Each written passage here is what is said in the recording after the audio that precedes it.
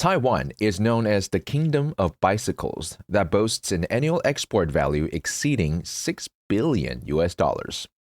Since the completion of Taiwan's Round Island bicycle route in 2015, cycling has gained popularity among local and international visitors.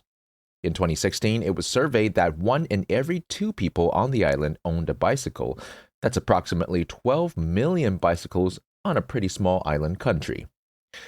But the main reason for Taiwan being known as the Kingdom of Bicycles is our bicycle component manufacturing industry. Nearly 1,000 companies produce the 200-odd parts that go into every bicycle around the world, and they do it at such high quality that many of these companies supply up to 80% of the world's orders. Today, we're going to talk about how the world became reliant on Taiwan for bicycles and invited a guest who took part in a web series cycling Taiwan's bike routes in high altitude over 3,000 meters. I'm your host, Joey Chou, and this is Beyond the Reefs.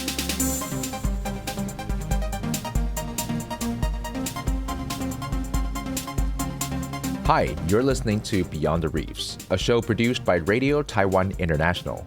Here we talk about socioeconomic issues that are faced by Taiwan and their broader impact around the world beyond the reefs of this island nation. Just how big is the global bicycle market? Well, according to numbers from Fortune Business Insight, it was valued at $114 billion US dollars in 2023 and is projected to grow to $274 billion US dollars in a decade. According to a 2020 survey by Ranking Royals, there are an estimated 100 billion bicycles in the world, and approximately 364,000 bicycles are produced daily. That's 15,000 per hour, or 4 bikes per second. Side note, it's most likely that 2 out of the 4 bikes per second carry components from here in Taiwan. On the other hand, the Tour de France is one of the most iconic sporting events in the world, a 3-week carnival watched by over 35 billion people in more than 200 countries.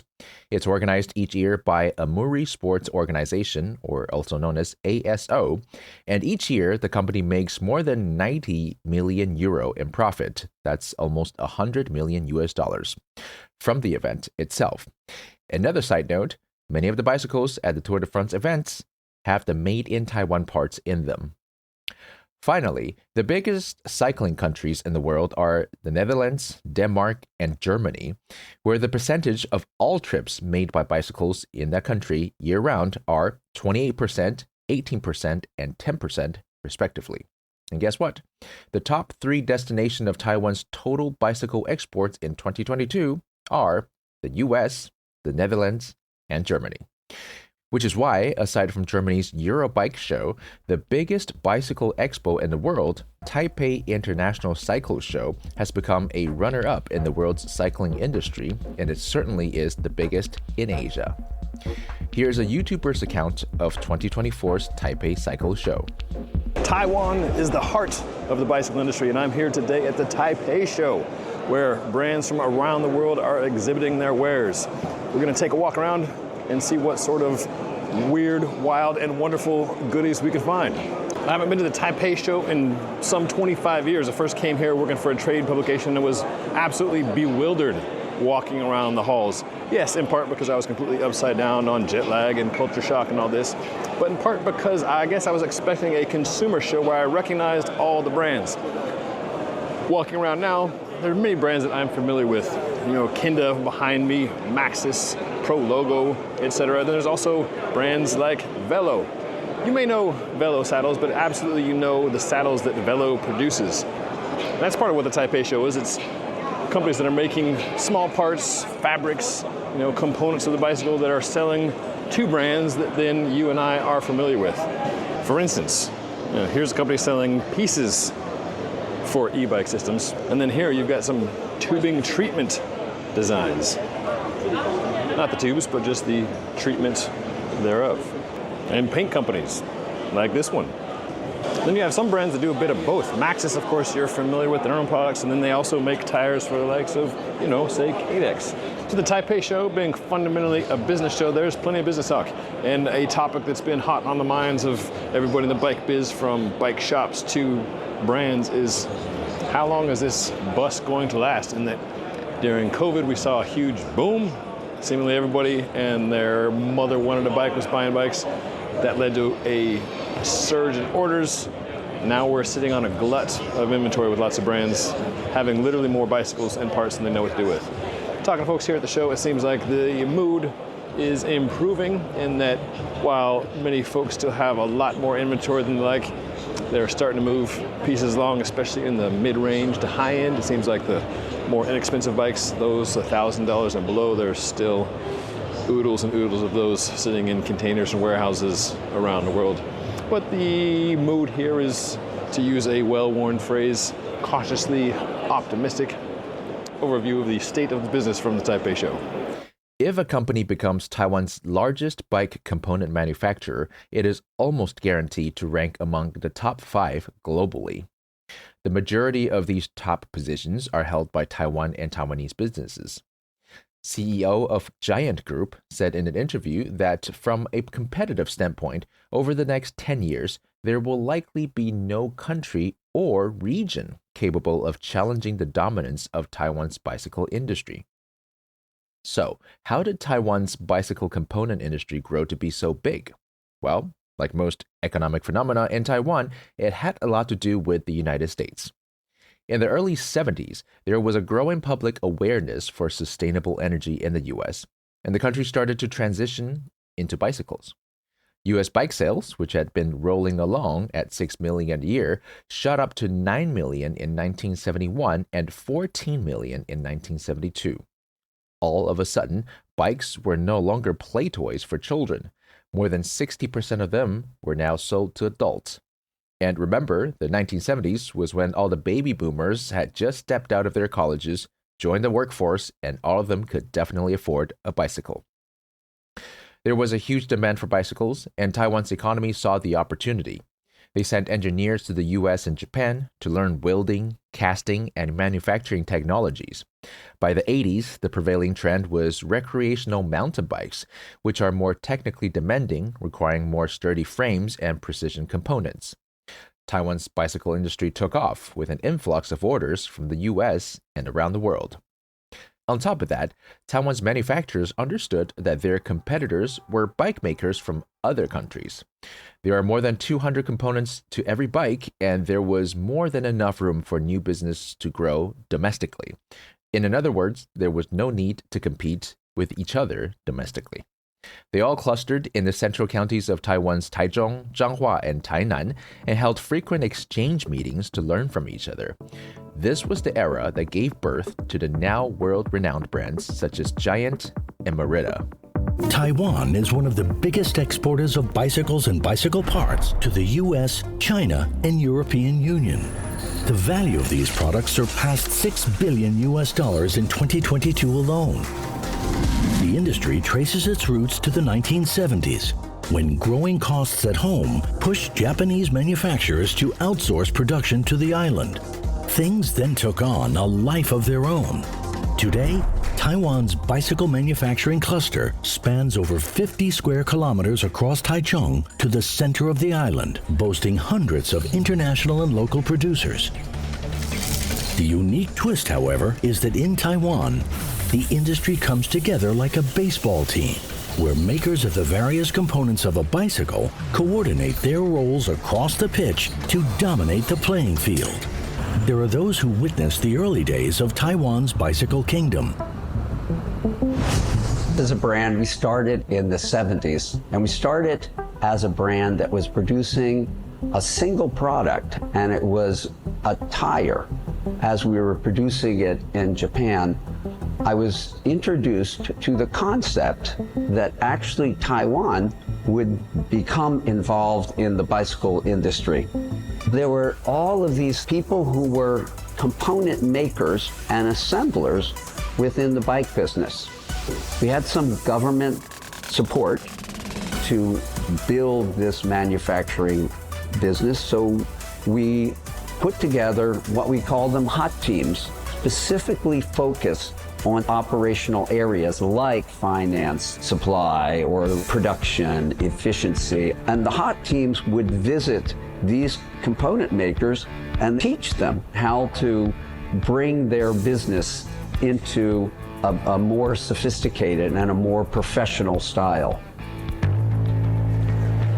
This unique teamwork between players and government agencies put Taiwan in the big leagues of the global bicycle market. If you ask any old-timer, Taiwan's bicycle industry completed its final evolution on one fateful day in 2001, where Giant and Merida, along with 11 key component suppliers and 10 manufacturing companies, held a meeting at the Howard Plaza Hotel in Taichung and reached a consensus to shift towards the development of high-end bicycles together.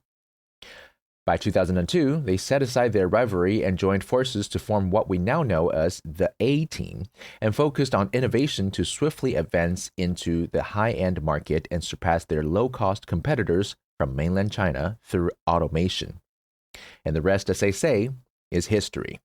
Now, the roads of Taiwan's major cities are all lined with bike lanes, and U-Bike, the ubiquitous bike sharing system seen throughout the country, has surpassed 700 million monthly rides, with more than 90,000 bikes spread across service stations in all 11 counties and cities in Taiwan. Taiwan is a haven for bicycle lovers. It features some of the most extensive bike trails in the world. And then there is the Tour de Taiwan, a professional stage race held since 1978. Bike builders and suppliers alike have as much a market at home as they do worldwide. Riders from around the world come to Taiwan to take on the mountainous challenges our small island has to offer. Our guest today is Natalie Pickles, who was one of the many cyclists that joined a web series called Pedal On to ride to the top of Taiwan's highest bike routes. We asked her to introduce herself and share about that experience.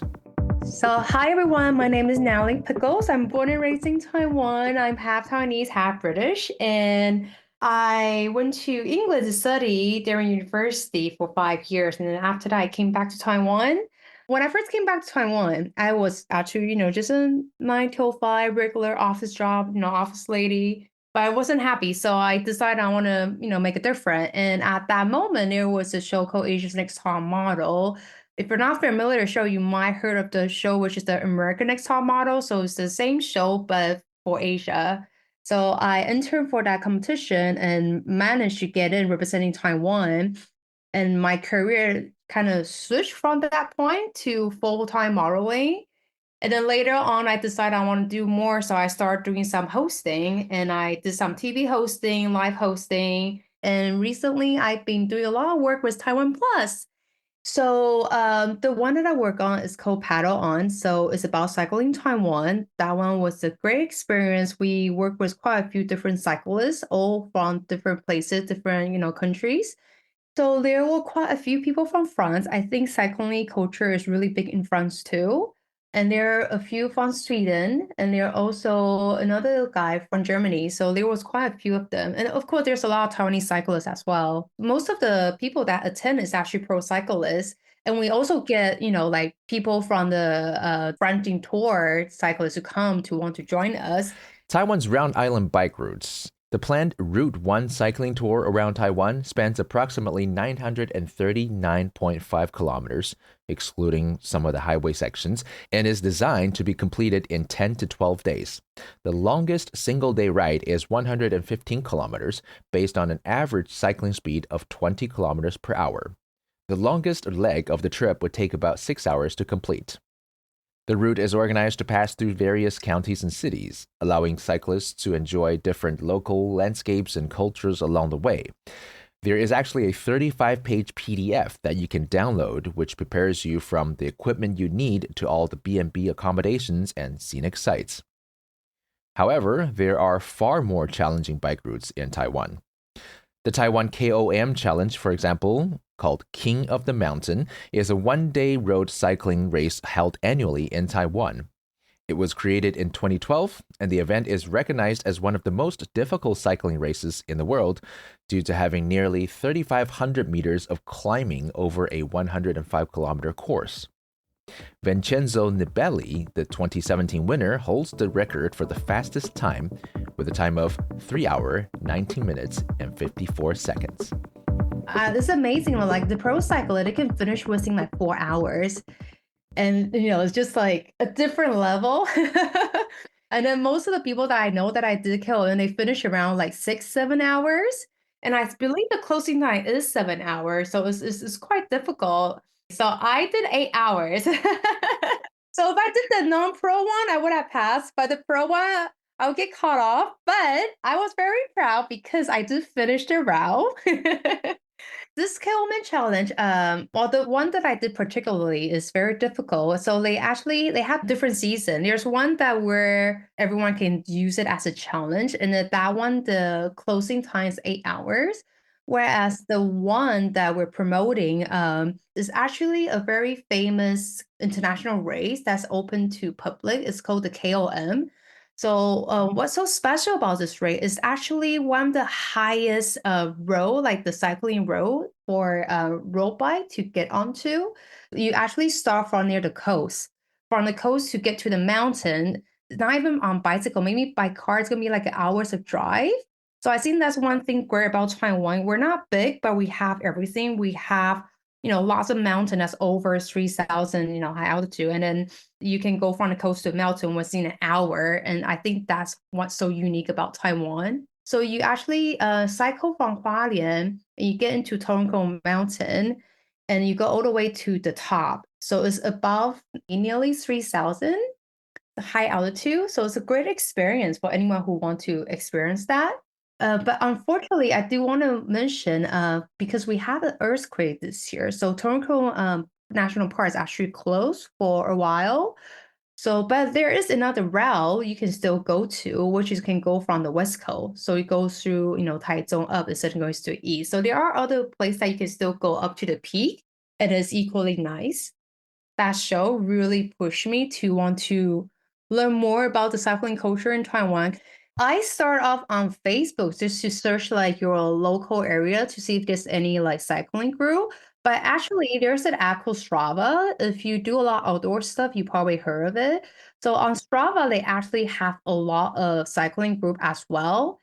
Because of the show and because I got so into cycling, I actually became an ambassador for one of the cycling brands called Cycling Fabro, and we organize our own group ride every week as well. So if everyone want to join us, very welcome. Just check out Fabro, and then you will see us. Or come to my Instagram, and then I will also be posting a lot of group rides. We do different level one. We have the beginners level, the more challenging one. So you can just choose whichever that suit you the most. It's spelled Fabro. Once you get into the cycling, you probably start, because you need to buy not just your bike, but also your outfit, your gear. So actually, a lot of brand they do like weekly cycling in Taiwan, and I know they also do a lot overseas as well. For example, Rafa, they're a very popular cycling apparel, and they actually do international riding group like all over the world. So you can go on their website, go on their Instagram, or just download their app. You just click your location, they will tell you where they have the group ride.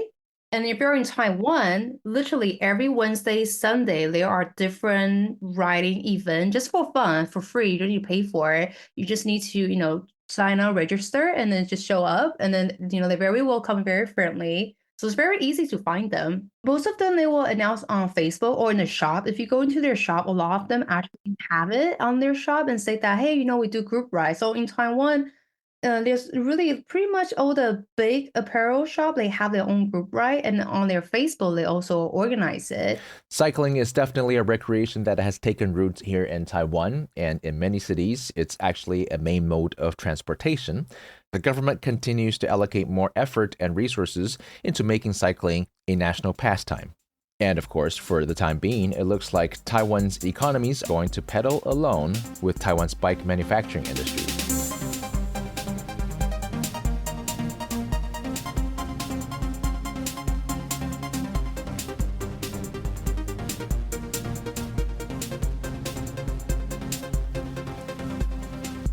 Coming up next week, we'll talk about another major industry here in Taiwan that saw its rise in the 70s, Taiwan's textile industry. I'm Joey Chou, and you've been listening to Beyond the Reefs.